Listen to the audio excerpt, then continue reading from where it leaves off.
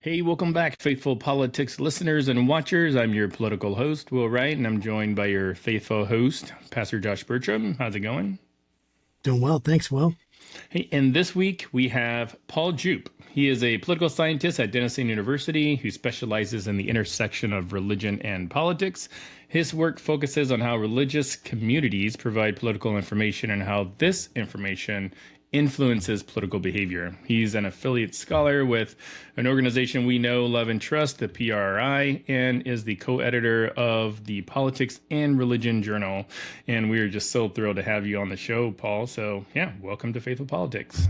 Thanks so much. This has been something I've aspired to do. So glad to be asked. Yeah. Yes, thank you. Well, I want to tell like our audience that we were talking about this just before we hit record, that you've been on my sort of top 10 list of people I've wanted to talk to. And it's like, I wouldn't call it a hit list because I don't want to like be on some FBI like watch list or something, but it's close. It's close to that. But anyway, I kind of gave a real sort of rough description of who you are, but maybe you could tell us a little bit about yourself and like how did you get into this field of politics and religion? Yeah, sure. Yeah, so I've been in Ohio a long time. Grew up in Chicago, and went to a school that was affiliated with the Lutheran Church. Right now, it's so Gustavus Adolphus College was that. I've been at Denison University for 25 years now, which used to be associated with the American Baptist Church, but severed that affiliation 100 years ago. Yeah, actually, it's interesting. I was just thinking about this. I was in Florida. My uncle just died, and he was a long time. So, sorry about that low note, but it was great to see family and recognize like all the religious Yeah, connections in my sorry. family. Lots of clergy in my family. My grandpa was a clergy person. My uncle was long time in the Evangelical Covenant Church, kind of like the Swedish Baptists. And then my parents were part of that, but the journey like my parents took was really interesting. And I'll make this quick so we can move on to interesting stuff. But they actually left that denomination, which was part of the family for more than 100 years, when they got a new clergy person in their church and started doing like kind of more Christian right kind of politics, and it really turned them off. And so then they went on this journey that took them to the main line and other denominations, and that was really interesting to watch. And I kind of took one more step after that, and am not religious anymore. But it's really interesting. So when I was in college, I was really sort of wrestling with who I am, and as everybody does in college, and struck on a course about religion and politics with my favorite professor, and I thought, wow, this is fascinating, and trying to understand where my family had come from and where they are and where I was, and it just kind of stuck from that point on. And then of course, following what's happened in the United States since the early 1990s when I was in college, a million years ago, has been absolutely fascinating. So this has been a really rewarding career for me. That's pretty awesome. I love that trajectory.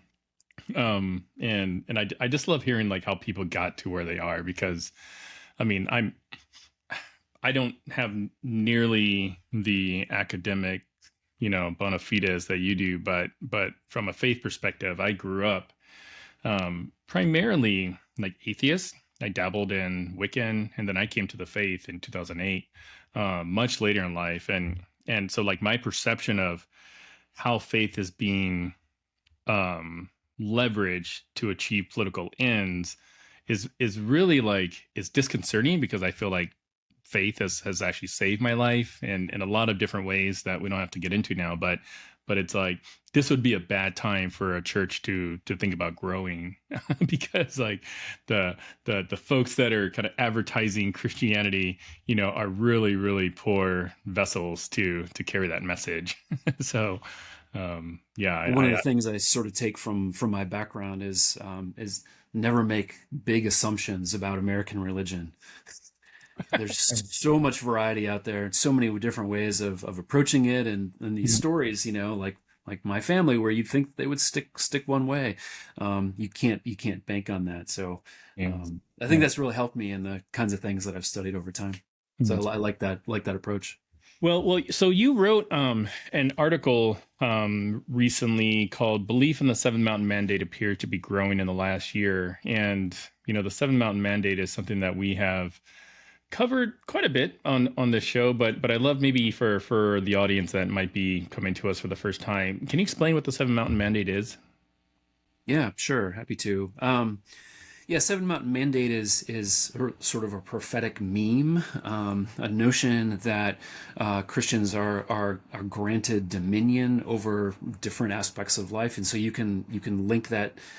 Some people link it to the Book of Revelation at the very end, and some link it to the Genesis account of giving the different parts of all the parts of the earth and all its inhabitants. To humanity to have dominion over. And so seven mountains is just a convenient way, of course, drawing on the heavenly sort of seven number to carve out those different aspects of the earth and its culture into seven. The list, I put them in alphabetical order, so I wouldn't wouldn't forget them. It's business, education, entertainment, family, government, media, and religion. The notions, the history of the idea of this sort of prophetic meme can go back to the 1970s, where there was a meeting of prominent evangelicals. But I think the most common one these days in the progenitor, kind of in the modern era, is Lance Wallnau, a New Apostolic Reformation apostle. And Bill Johnson in 2013 wrote a book called Invading Babylon, the Seven Mountain Mandate. And that's kind of the reason we know most about the Seven Mountain Mandate at this point. Wait, just to stop you there for a second. So Bill Johnson, is that the Bethel Bill Johnson? It's the Bethel Bill Johnson. Yeah, all the Bethel music that everyone loves and we sing in all the churches. Wait, so now I can listen to Bethel or Hillsong? Nope, you got no choices. All your worship music's gone. All you got is Elevation and then some other people that no one really likes. That's all you got. No, I'm just kidding, dude. So, I mean, it is funny. I remember hearing about Bill Johnson and his kind of association with the Seven Mountain Mandates when we had, it really struck me when we had on our show, Andre Gagné, who is a professor, right? I think in Montreal. And yeah, he was fascinating. And I'm like, oh my gosh, man, this is wild how much it has gone into so much of what is now mainstream in terms of the evangelical church and substrate of Christianity in America. And I know it's beyond America. It's not just America, but my experience is just primarily almost completely in America. And so, but obviously I think that I think that a mistake that a lot of people make is because we love to categorize so much, we create these monolithic ideas in our minds of everyone who belongs and believes in this certain category. And this is how they act. And of course, there are trends. And of course, there's things that sociologists can understand. And that's all part of it. But I would love to hear how the Seven Mountain Mandates has kind of transformed, even like particularly in the last, 4 years, maybe 8 years since Trump took office and then the 2020 election. Now we're coming up to 2024. How it's transformed, how it's accelerated, and then, but even help us get some context of, is it the same Seven Mountain Mandates that in the potentially apocryphal lore, guys like Bill Bright, and then I think Lindsay, I forgot the last name, but they kind of came up with and had a separate vision. Is it the same thing, or has it taken on a life of its own that's now become maybe similarity, maybe it rhymes, but it's distinct? Right. So that older notion, Lauren Cunningham, I think one of them, and Lauren. I knew it was like a kind of a guy's that was kind of a girl's name, but anyway. Don't want to get myself in trouble on that one. Good idea. Yeah, their notion was seven spheres. Um, and then I think there was a meeting that Lance Wallnau had with Lauren Cunningham somewhere around 2000 or something, and that kind of planted a seed. And then I think it really crystallized when Lance wrote the book with Bill Johnson in 2013. And I'd leave it to the humanists probably to detail this history better than I can. My best guess is that since Lance Wallnau is a marketing expert, right? He thought spheres isn't as exciting a notion as mountains. And you want to give people this sense of challenge, right? And I think actually the way I was thinking about it today, I was writing up some notes about this, is really, we're playing a game of King of the Mountain, like on the kids playground, right? And there was a pretty critical shift, kind of right after they wrote this book in 2015, when evangelicals kind of broadly felt like they got pushed off of the King of the Mountain. Like they went from this is in June, this was the end of June, this was the decision Obergefell that legalized same-sex marriage. Evangelicals went from the majority to the minority with the announcement of that decision, pushed off the King of the Mountain, right? And so this notion of like having to climb this, of having to get back on top, is really appealing, because like lots of language at that time was signaling that they were kind of the minority and oppressed and not on top anymore and needed to get back there. So I think it was just kind of the right time, the right notion, the right prophetic meme at the right time for lots of people, right? And then, it takes time for it to spread around and get out there. So at this point, it's pretty clear that this has gotten around. Lots of people have heard of it, and lots of people are willing to adopt it. Not just charismatics. And maybe you want to get into a couple of statistics. Yeah, I remember when we were talking to Matt Taylor, aka Seth Rogen lookalike. He's basically his doppelganger, and he even sounds like him too. It's not funny. Even just looking, he sounds like him too. So when we were talking to him about the seven mountains, I think he made a comment about sort of the spheres and mountains, that like you can't climb to the top of a sphere. You'd slide, there's really not easily. Yeah, not easily. You need a ladder. But I want to talk to you a little bit about how Seven Mountain Mandate got into, I don't know, the public discourse, if you will. You wrote in your article, government may be the linchpin, or at least is the most pressing mountain to dominate, because as Apostle Mario Bramnik suggested, we're in the greatest battle for the soul of our nation. Our battle is not between left or right; it's spiritual war between light and darkness, and ultimately who is God of the U.S. And I want to have you maybe talk a little bit about that and how it's connected to sort of the Alabama ruling about the frozen embryos. But I want to give a quick disclaimer to people listening or watching, because like we use a tagline for our show, not right, not left, but up. And in this like quote I just read, he says our battle is not between left or right; it's a spiritual war.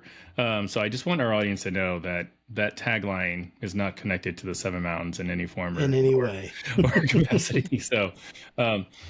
So can you talk a little bit about the Alabama ruling and how that kind of plays into raising awareness about the Seven Mountains?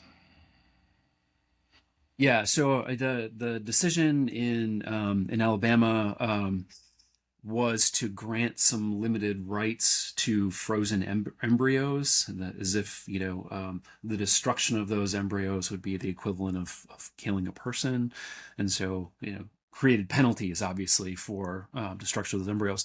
One of the justices that signed on had also given an interview, and he'd used some of this kind of language, not explicitly Seven Mountain in the decision, but justified at least his decision in sort of a right to life kind of context, and a very explicitly religious kind of context. But then in the interview that he gave, I think it was the day of or after. Anyway, he gave an interview about the same time where he used the Seven Mountain said that he was a believer in the Seven Mountain Mandate. And this gave this sense of, here's someone who's clearly on top, right? I mean, they're on the Supreme Court of Alabama, making decisions that were explicitly justified with religious language, and then saying that he's a Seven Mountain guy. I mean, really sort of reaffirmed what most people's notion of the Seven Mountain Mandate is actually about, which is about dominion, which is about, conquest, about control and power, right? It's not just about achievement; it's about power and dominion. So that was the kind of troubling notion about that. I mean, otherwise, encouraging people to go climb a mountain and, go achieve and, be great at what you do. I mean, there's nothing controversial about that, I think. It only becomes controversial when it's really about power and subjecting people to particular worldviews. So that was a pretty dramatic kind of confirmation of what many people's ideas of the Seven Mountain Mandate. I was gonna say, if it was a relatively benign gesture to climb a mountain, it's like you can get the Seven Mountain Mandate like endorsed by REI, or Patagonia, Absolutely. Absolutely, dude. Well, there's another one that I'm forgetting now that it's my Jack. What's the other popular one? Anyway, we don't have to get sidetracked on that. It's not Everclear. That's a kind of drink that you're supposed to avoid, or a band in college. I'll think of it right while I'm speaking. So I feel like I say obviously, but there are certain demographics, groups, religious denominations where this has taken hold and kind of spread more and been whether they're fertile ground for it, whatever it was, these ideas have taken hold and now grown. And you had mentioned, which was intriguing, that it isn't just in these kind of charismatic circles, but it's a lot of places where a lot of different denominational ideologies and people with different views on scripture actually are grabbing hold of some of this, like it's a unifying force in some way. Talk to us a little bit more about that. Like, what are the specific demographic groups, religious denominations, where this belief has become more prevalent? Is it growing? And then, I mean, I think your point was that it is, but how is it growing? And if you feel like you can, kind of throw out maybe a why do you think, what is it about this that's making it so that people are grabbing onto it? Yeah, well, the thing I think I dodged in the last question was actually answering whether it had grown or not. And so, we really haven't polled on this question until I decided to ask it in March of 2023. And then I did a survey again in January 2024, and I actually worked with Matt, aka Seth Rogen, we had an expanded kind of battery of new apostolic Reformation memes. We really wanted to get a sense of how big are the potential affiliates of the NAR out there. So Seven Mountains was one of them, and that's a really convenient way to talk about this stuff. Anyway, and then I kind of hid it from them that there was this change over time, because I wanted one other piece than the one that we wrote about the extent of the NAR. So anyway, in March of 2023, about 20% of the American population and then 30% of Christians said that they agreed with Seven Mountain Mandate. And it's roughly, do you believe that God has called you to the Seven Mountain Mandate, which includes education, business, and family, that kind of stuff. So just 9 months later, so January 2024, that was up to 40 or 41% of Christians. That poll was only of Christians. So again, we have to make some assumptions. I mean, what if the sample is a little weird in either one of those times, right? It could be more stable, or it could be different. Could be a little different if we got another survey. But roughly 10% growth. It looks like it's spreading, and really fast.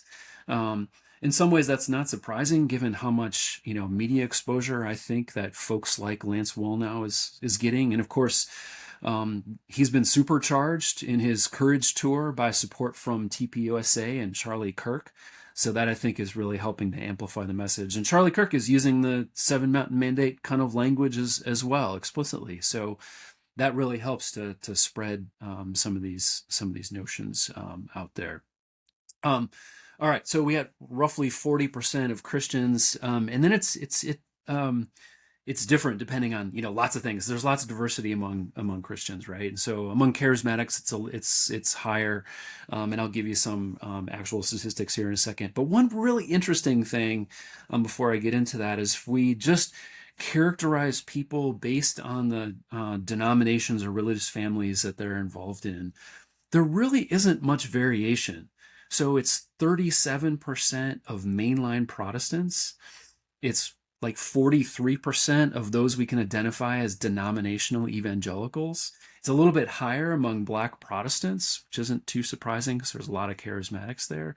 But just based on the denomination they're involved in, there's just not a lot of variation. They're all about the same.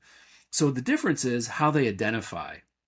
And how they identify changes things potentially a lot. And so let me go to my, I have a list because I thought that would be more useful and I didn't want to misrepresent the perfect data. So it's about the same for non-evangelical charismatics. But once we jump to an identification like to fundamentalists, then we get to 61% say that they support Seven Mountain Mandate. It's 64% of evangelical charismatic. So they have both the self-identified evangelical and charismatic. And then the highest I could find was those who identify as charismatic and fundamentalist. And they were 72% supporting the Seven Mountain Mandate.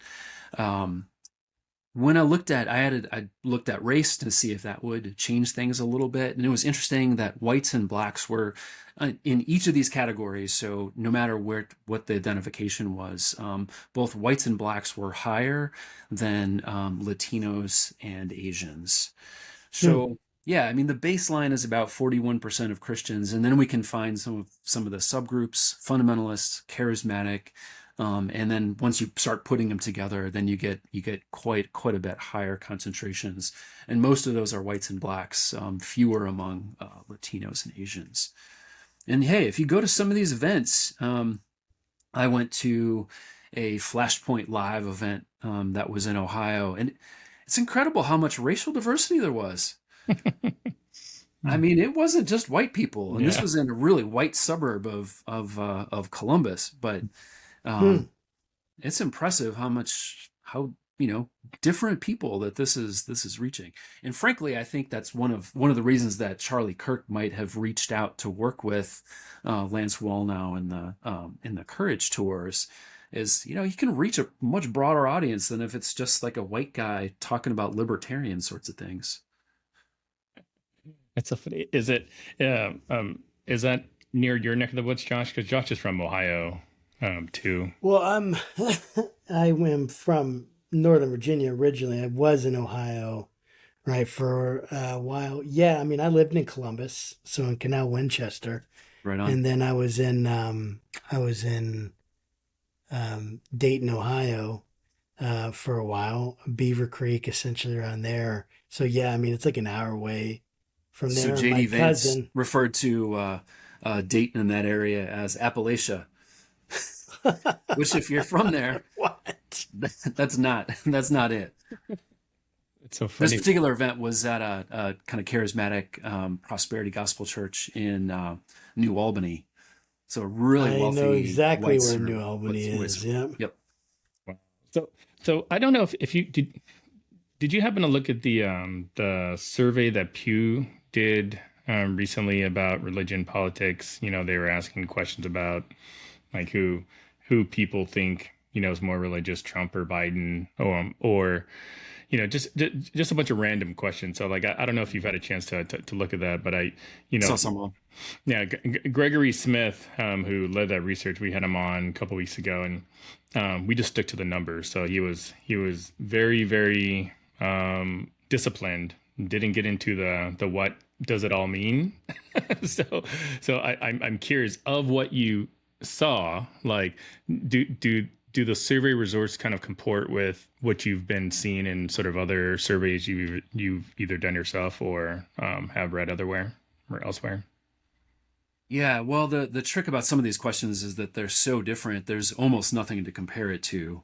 Hmm. But one of the things that I think I'm finding, this in some ways this is an old saw for me, is thinking about religion from a denominational perspective is starting to lose its currency. There's so many different ways for prophetic memes or information or just kind of thoughts that might bear on religion to reach people from different sources. So it's akin to what we saw during the pandemic when especially evangelical, but not just evangelical churches were flooded with QAnon information and belief. Mm-hmm. And you just can't, I mean, people just aren't confined. They're not in boxes. They're not in channels that are defined by denominations and religious families. And so the spread, I like the Marvel cup. Nice.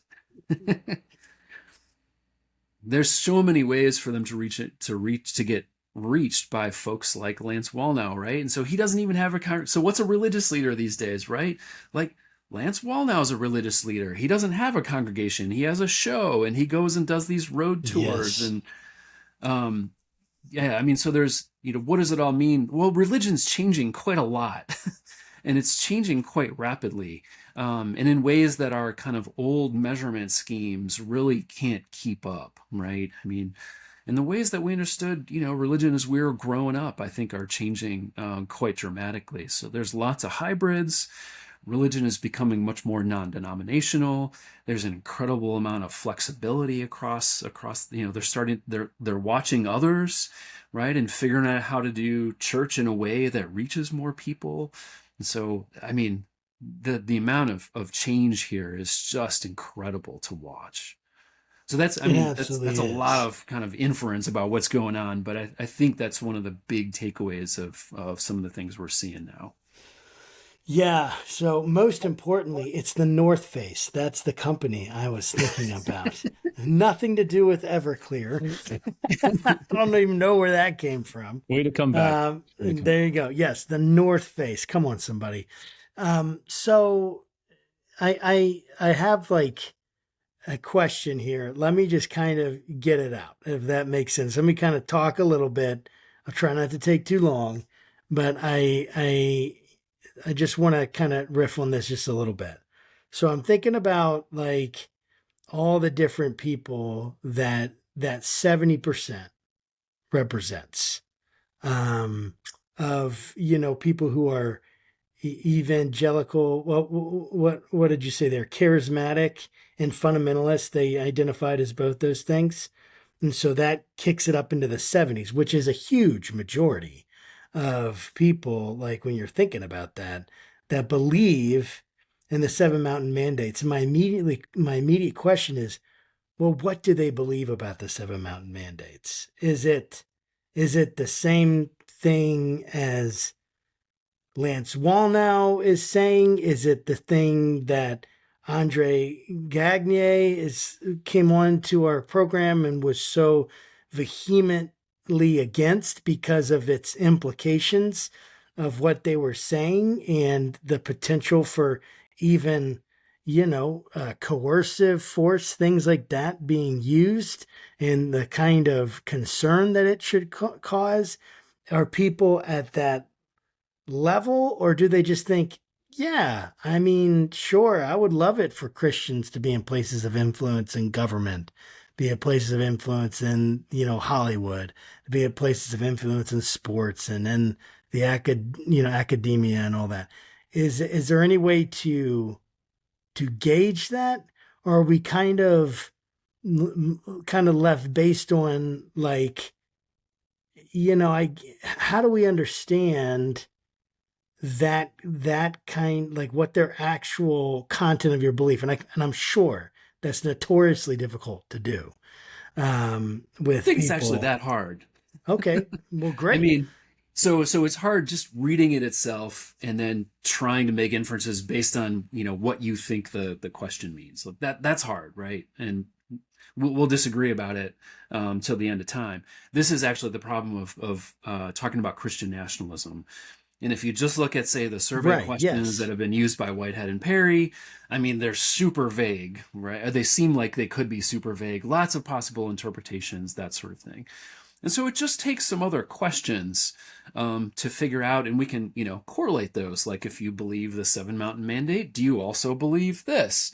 And that can help us kind of sort things out. Before I forget, I don't want to give the impression that like those combinations of identities were sort of additive.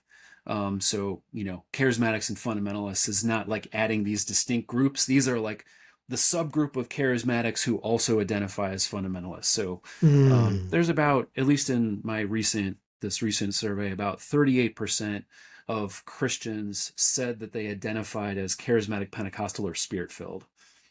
So that gives you a sense. And there's other ways of measuring that based on the denomination or so that's like 73% of 30%. Is that kind of what we should see that? Exactly. Okay. The 72% believe in the Seven Mountain Mandate of those who identify as charismatic and fundamentalist. So it's a much smaller group. Anyway, so how do we find out, sort of what Christian nationalism means or what the Seven Mountain Mandate means? If it's just like you should excel and, just do your thing, or if you should go out and try to oppress people. And the way to find out is to ask them, hey, do you want theonomy? Like, do you want the rule by religious law? And when you ask that, and I asked a whole bunch of questions that are like that, like, do you want the church to have a veto over legislation? Do you think that Christians should be the only ones granted full citizenship? I mean, like, pretty strident kinds of, there isn't much, I don't think there's much uncertainty over what the intent is when, you say you want the church to have a veto over public policy, right? And so I can't remember exactly what the correlation coefficient is between belief in the Seven Mountain and theonomy, but it's real high. So there are some people that are going to believe Seven Mountain and reject theonomy, but most of the Seven Mountain believers are like, yes, I am, in for some degree of theonomy in the United States. And theonomy being... So like, theocracy is a rule by religious leader, and theonomy would be rule by religious law. Law, gotcha. Wow. So, they want to criminalize things that are like courts should enforce the things that are illegal in the Bible. Should enforce kind of biblical penalties, like this sort of thing. Really, like stoning and stuff like that? Yeah, I don't think I asked about stoning. Probably should have asked about stoning, but... Or getting stoned, one of the two? Well, probably that too. I don't think that's in the Bible. But right, so there was a big long list. There's actually a blog post about it. Maybe we can link it so people can check that out. Absolutely. Later. That'd be neat. But yeah, no, so the relationship there is pretty strong. And you can get, there's lots of other context clues too. Like, Lance Wallnau, when he wrote his book, is titled Invading Babylon, right? That's about conquest, right, obviously. Yes.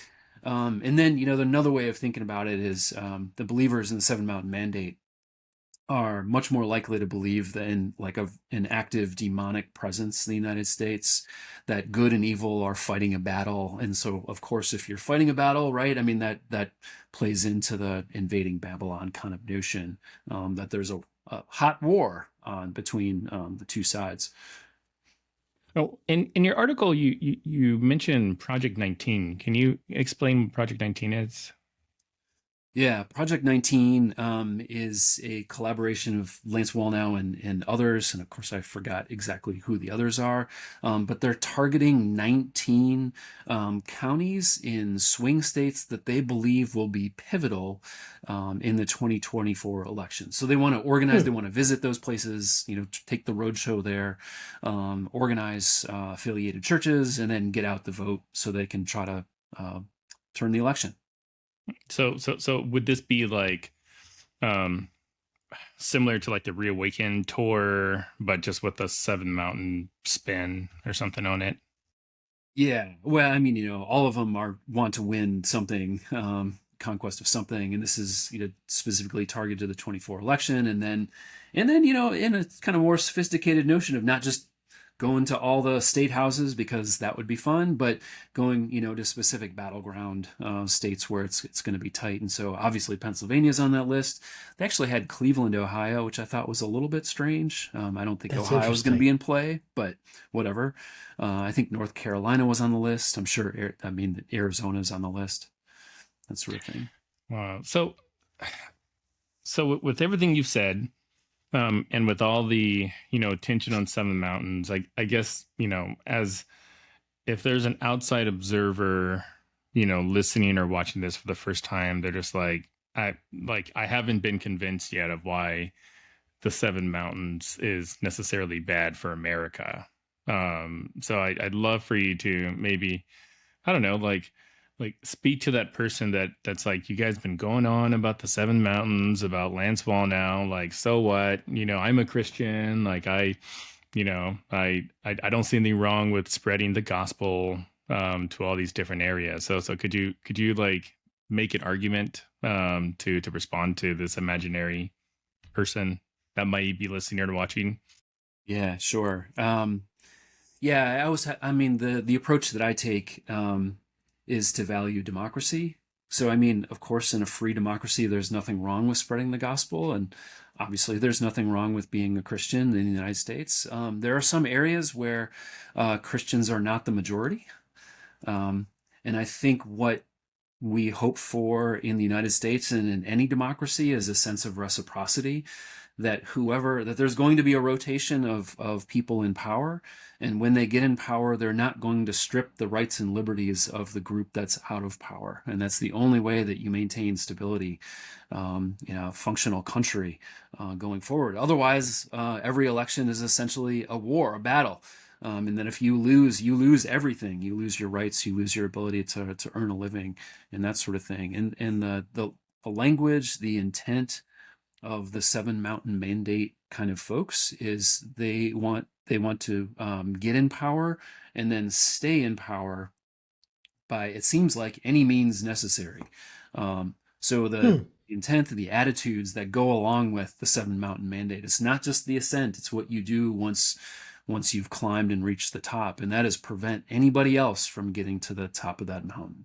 So the analogy is like the election. They want to prevent people from any other group from winning elections going forward. You can see that, you know, in some of what the Republican Party has been doing in terms of voting rights and gerrymandering and some other things. Not that Democrats don't gerrymander too; they do, and I'm opposed to that as well. But go back to the basic notion here is that we live in a pluralistic society. The only way to have a pluralistic society is to respect the rights and liberties of those in society.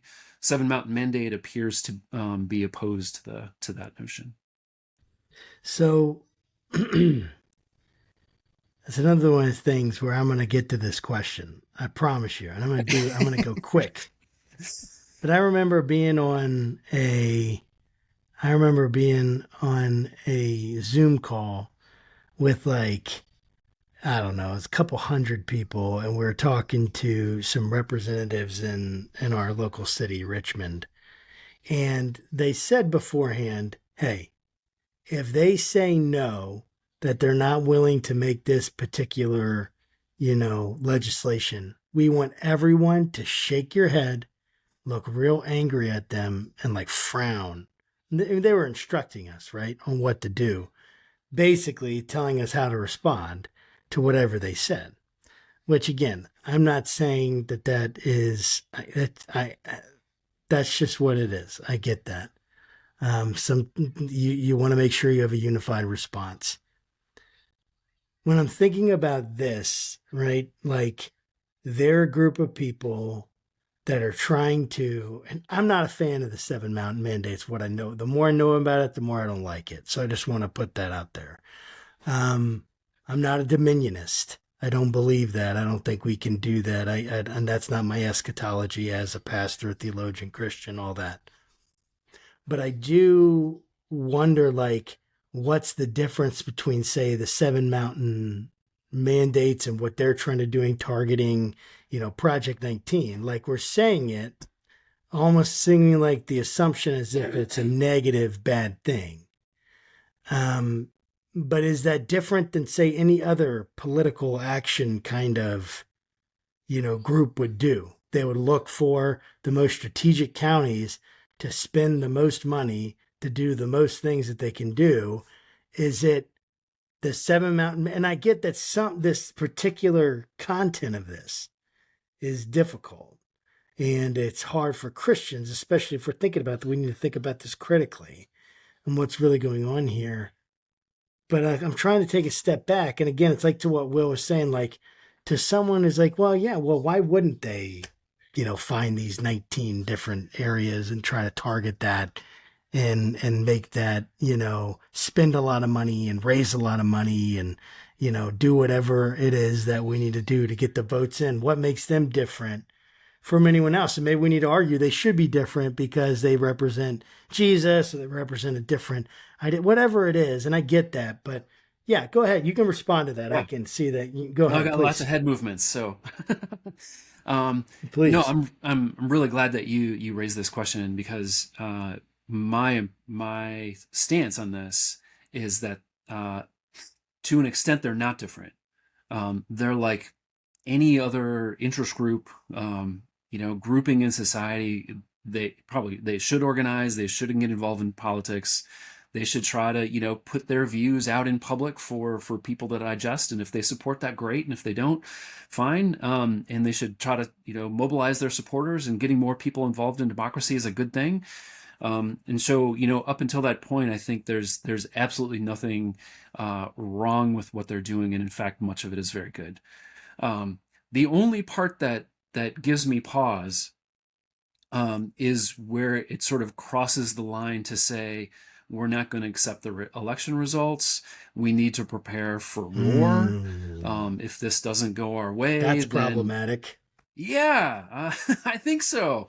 Right. And so any group that says that, we need to prepare because, like, if the other side wins, they're going to persecute us and all the rest of it. And, we may need to prepare for war. Or I just heard in a Portland church, if we die, we die, advocating for our beliefs. I mean, we shouldn't be approaching the democratic process as a life or death kind of decision, because for the most part, I don't really think that it is. And giving that people the impression, changes the stakes of what happens to election. We got January 6th out of this, and all the rest. So everything about Project 19, totally fine. I think it's great. It's a smart play, right? You should concentrate your efforts in battleground states, given the way the United States is set up. When you cross over to say that there's going to be violence, that's the problem. Yeah, that's a major problem. Okay. You're fine. That's a major problem. And what you're saying is that they're saying that, or like their language is implying that. Like, is that kind of what's going on? I mean, I haven't been following. I think you can find instances where it crosses the line to say there's going to be a body count, that we need to prepare for war. And some of it's, kind of the more metaphorical language of, put on the full armor of God. And then sometimes it takes the next step of, not just sort of put your spiritual armor on, but get the actual armor. There was, in that same Portland church, this is part of the Her Voice movement. Don't know if you've heard of that. She's also working with Jenny Donnelly is her name, working with Lance Wallnow on some things. She put out an image of a mother carrying her child to go vote, and it was from Israel. And she also had this big scary gun and said, this is what our elections are going to be about, and you need to prepare for this. Wow. Don't think that that's the case, right? We're not there yet. And in some ways, it's a self-fulfilling prophecy to start putting those images out there. That's where it's fine. That's the dangerous stuff. That's where, it's clearly anti-democratic kind of behavior. Get your spiritual AR-15 ready, huh? Put on the armor of God. Yeah. If Jesus had an AR-15, he probably wouldn't have been crucified. Exactly. Which is a famous quote by our favorite Beetlejuice attendant. Congress member. Anyways, I almost want to like start a company that makes body armor and then call the company God, because I feel like I can make a killing. But it's got to be God, like something like an acronym. Yeah, yeah, But yeah. like, yes, no, that's good. I mean, I'm a veteran, you know. I mean, I could sell the whole support your veteran-owned business. I mean, anyways, we may be onto something here. So, if there's anybody out there listening that wants to help, you know, fund this idea, just let me know. Well, so Paul, as someone that sort of looked at this space between politics and religion, I'm curious, like, are we living in like an unprecedented time where the intermingling of politics and religion is such that it's sort of shaping, you know, the American, you know, legal system, whatever, like just shaping our culture? Or is this just sort of like one data point amongst, you know, thousands over the history of our country? Yeah. There are certainly times where uh, religious tensions and the tensions and the kind of cleavages really are different across time, but you can absolutely find instances where those tensions have really gotten to fever pitch. Um, and so, you can see it obviously over civil rights, and this is obviously among believers, right? You can see it, if we go way back, like the Jeffersonians opposed to the non-Jeffersonians, and I don't know. So there's lots of possibilities. There was my uncle was just telling me about a really interesting time about going into World War II, where the isolationists were talking against the interventionists, and they were using this kind of very apocalyptic, like that other side is evil, and so there was religious overlap with that as well as kind of how they were talking about each other. I still think this is different. I mean, maybe escalating to kind of Civil War time, because the language is so fever pitched. I mean, it really seems like one side believes the other is completely demonic, evil, and unredeemable. Can't talk to them. Can't work with them on anything. Um, opposed to the other side. And it overlaps with so many things. Like there's cultural overlaps, and to some extent there's racial overlaps, and there's political party overlaps, that all these things are reinforcing that kind of language, and it's difficult to break through. So yeah, I think this is maybe not completely unprecedented, but certainly such dangerous times, given the degree of overlap and insulation, and and feeding by the media, by certain medias, that makes it really dangerous for us about how we go forward. Yeah, I mean, I completely understand that, and it does feel a little bit like we're in unprecedented times. Not, I think that there are the similar kinds of things that happen, themes, right, throughout history. Obviously, religion and politics being combined is as old as there is religion and politics, right? So those things like that's not in any way new. But I think the newness of our technology personally has made it so that these ideas, like something like the Seven Mountain Mandate, can spread even like with a kind of speed that's unprecedented. That we are trying to figure out how to catch up with.